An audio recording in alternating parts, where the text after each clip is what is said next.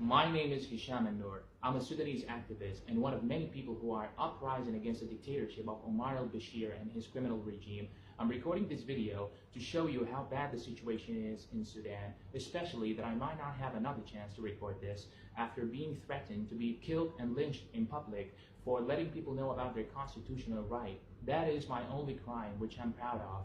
On December 19, 2018, Sudanese people got together and peacefully demanded the Sudanese government to reconsider their reckless economic decisions that have been damaging the citizens of Sudan. Ever since Mu'taz Musa took over two governmental positions simultaneously in an unprecedented event where he was assigned as a prime minister as well as the minister of finance, the prices of bread, main food supplies, and medications have doubled, and so has the inflation rate, not to mention that they're on their way to lift subsidy of all products. And to make matter worse, we can't cash out our money given the fact that the Sudanese government has set the daily withdrawal limit at 1,000 Sudanese pounds max, which is around $20 or less, because apparently banks all of a sudden have run out of money, and not a single press conference was held to let us know where all the money went.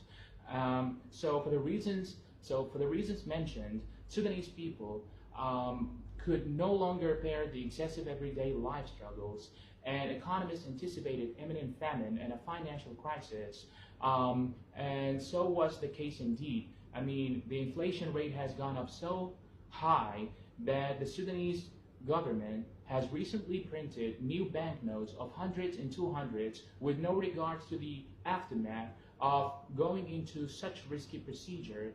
With that being said, the Sudanese masses practice their constitutional right of expressing themselves freely and peacefully. We're currently having full doctors and pharmacists strike. Lawyers, engineers, and respectable professors also demonstrated against the government for the miserable situations they put us in. Yet the criminal regime in Sudan chose to suppress unarmed protesters with their heavy weapons, resulting in over 52 deceased citizens over the course of 6 weeks.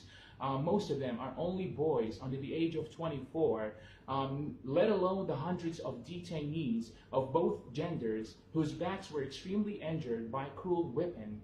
Two boys lost their hands. A young man and a woman lost their right eye.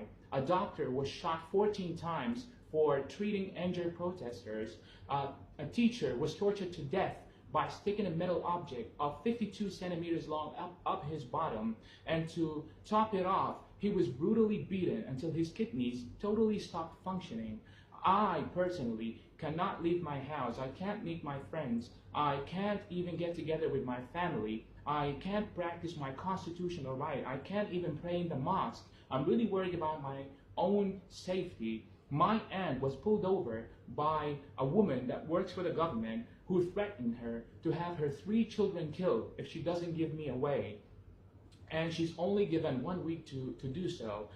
So that's why I'm desperately recording this video, begging the UN, the foreign embassies in Sudan, the human rights organizations, and every other organization that has devoted itself to protect the rights of human beings, and even active individuals like George and Amal Clooney, that I hereby kindly ask you to step in and spotlight our issue with no further delays to help us to put an end to this criminal, unlawful, and non-humanitarian regime, for we are slowly being driven to a genocide, for only asking peacefully to be given back our dignity as individuals, as people, as humans.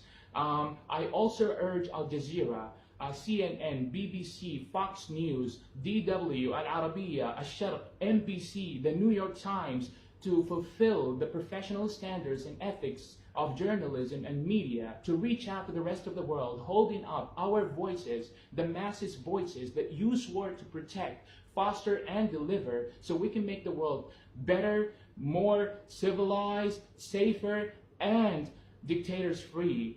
We have another march coming up on Thursday, February 7th, which is tomorrow. It's located at the Arabic Market at 1 o'clock. Help us not to get killed in the streets. And to my people, tasgud bas, and that is all, it must fall.